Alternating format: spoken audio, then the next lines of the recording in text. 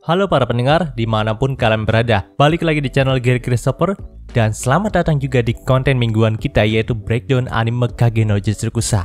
Pada awalnya gue kira adaptasi anime pada episode 12 ini akan terasa sedikit kurang pas gue lihat preview awalnya aja. Tapi gue salah sangka teman-teman, karena memang dalam episode kali ini juga ada banyak sekali hal yang patut diperhatikan karena agak sedikit menyimpang dari manga ataupun LN-nya.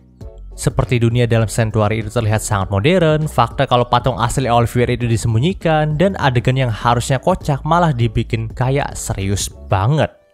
Tapi penyimpangan ini masih bisa cukup dimaafkan lah. Dan justru penyimpangan ini membuat ceritanya lebih sedikit berwarna lagi menurut gue. Tanpa basa-basi lagi, mari kita mulai langsung aja pembahasannya.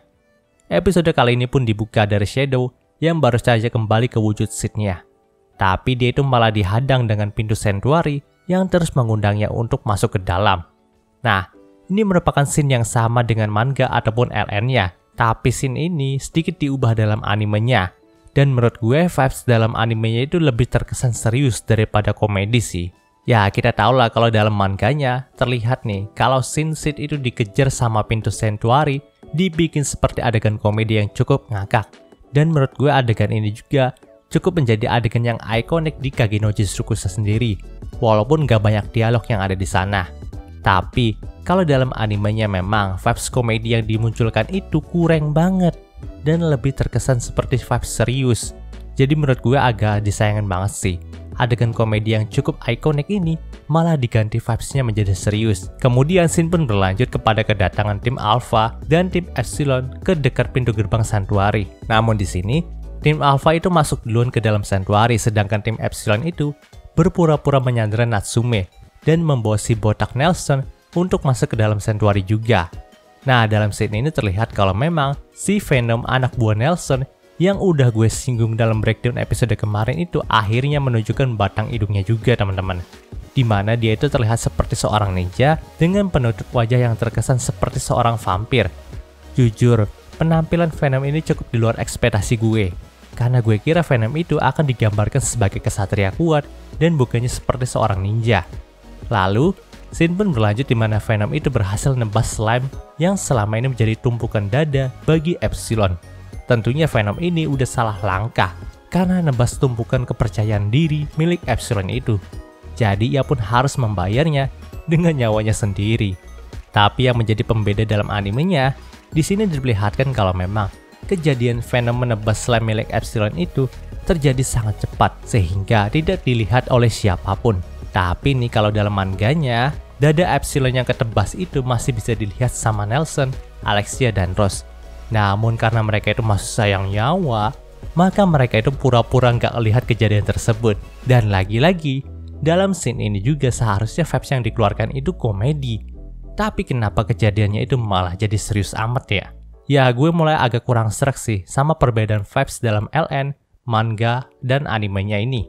Kemudian scene pun berlanjut dengan diperlihatkan keadaan dalam Sanctuary. Bisa kita lihat kalau dalam versi animenya, Sanctuary ini dibikin sangat modern sekali ya teman-teman. Bahkan salah satu anggota dari squad Alpha itu sampai-sampai ada yang pakai kamera buat ngefoto keadaan yang ada di sana loh. Yaps, Mitsugoshi Group menambah variasi dan inovasinya lagi ke dalam isekai ini. Sampai ada kamera loh di sana. Lalu, ada sebuah dialog yang menarik dalam scene ini juga nih. Diketahui kalau selama ini semua orang itu telah ditipu dan menyangka kalau pahlawan Olivier adalah laki-laki, tapi sebagaimana yang kita tahu, sebenarnya pahlawan Olivier itu adalah seorang elf perempuan yang berperawakan mirip dengan Alpha. Bahkan Alpha sendiri berkata sepertinya dia adalah keturunan langsung dari pahlawan Olivier. Kemudian si Nelson juga nampaknya udah tahu dan mengenal Alpha deh. Karena pas waktu Alpha itu menunjukkan wajahnya, si Nelson pun langsung ngomong kalau Alpha adalah anak elf yang terkena demon possession waktu itu ya. Lalu scene pun berlanjut lagi nih kepada Seed yang baru saja bertemu dengan Aurora yang masih dalam keadaan terkekang. Ada beberapa hal menarik dalam scene ini. Yang pertama, bisa kita dengar kalau suara Aurora itu wah banget mirip banget sama Onesan. Gue jadi nagih dengernya loh. Yang kedua, sesuai perkataan dari Aurora, Sanctuary ini cuma penjara kenangan dari pertempuran kuno aja. Maka dari itu kita bisa melihat kalau dalam alam putih tempat terkekangnya Aurora tadi sebenarnya adalah bekas fasilitas pengekangan yang pernah dipakai sama Ordo Diabolos. Yang ketiga, saat Sid nanya nih, setelah bebas Aurora itu pengen apa? Di sini Aurora itu bilang kalau dia itu akan menghilang. Nah, ini merupakan sedikit callback untuk akhir arc ini.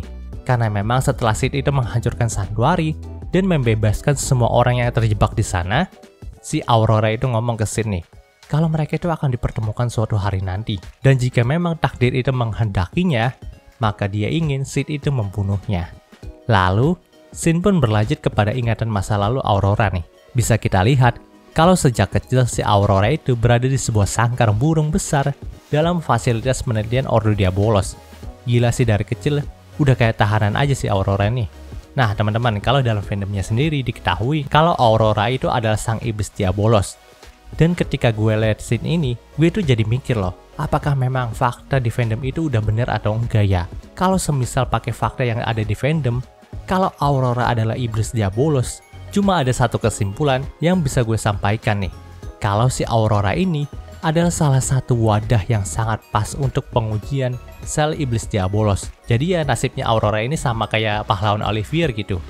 Maka dari itu, si Aurora itu bisa dianggap sebagai iblis Diabolos itu sendiri karena selnya itu cocok banget sama sel iblis Diabolos. Dan makanya si Aurora kecil juga sering dikurung di sebuah sangkar burung besar dalam fasilitas penelitian Ordo Diabolos. Karena dia itu udah dianggap sebagai subjek penelitian yang sangat spesial buat Ordo Diabolos gitu. Kemudian Sin pun berlanjut kepada pembeberan fakta kalau sebenarnya Nelson adalah orang yang menduduki kursi ke-11 dari Round of Table Diabolos. Dan dia juga nyatanya sudah hidup sejak pahlawan Olivier itu masih menjadi subjek penelitian dari Ordo Diabolos. Tapi Nelson ini masih tetap hidup karena setiap tahunnya dia itu meminum Tears of Diabolos atau tetesan Diabolos yang membuatnya abadi teman-teman. Kemudian Sin pun berlanjut kepada Nelson yang bangkit kembali dalam wujud yang lebih kuat walau dia itu sudah dibunuh sama Delta. Dan nampaknya pertarungan di antara Delta dan Nelson ini akan jauh lebih epic dibandingkan dengan yang ada di manganya deh. Karena memang vibes-nya udah kelihatan epic banget sih. Pas Nelson itu udah ngeluarin jurus 1000 bayangannya dan Delta itu lagi masuk mode tempurnya. Jadi gue nantiin banget sih dimana si Delta itu akan kembali ngebantai Nelson lagi nih. Nah, dalam scene ini juga diperlihatkan kalau tim Epsilon itu sudah terpisah dengan timnya Alpha, Delta, dan Beta. Dan diperlihatkan kalau tim Epsilon itu berada di sisi lain dari Sanctuary. Kemungkinan besar tim Epsilon ini terlempar ke bagian pusat dari Sanctuary-nya teman-teman. Karena memang ada sedikit perbedaan scene dalam manganya. Kalau dalam manga tim Epsilon itu nggak terlempar kemanapun, melainkan mereka itu memang diminta sama Alpha untuk menyelidiki bagian pusat dari Sanctuary ini. Jadi menurut gue ceritanya sih akan hampir sama, tapi cuma berbeda di bagian cara Epsilon itu bisa mencapai bagian pusat dari Sanctuary aja. Dan breakdown ini pun berakhir. Oke, mungkin segitu dulu untuk breakdown Kage no Jutsukusanya kali ini. Jika kalian suka video ini, jangan lupa untuk like, comment, dan juga subscribe dan juga share agar gue lebih semangat lagi dalam membuat video dalam channel ini. Terima kasih telah menonton sampai detik ini. Gue Gary Christopher, signing off.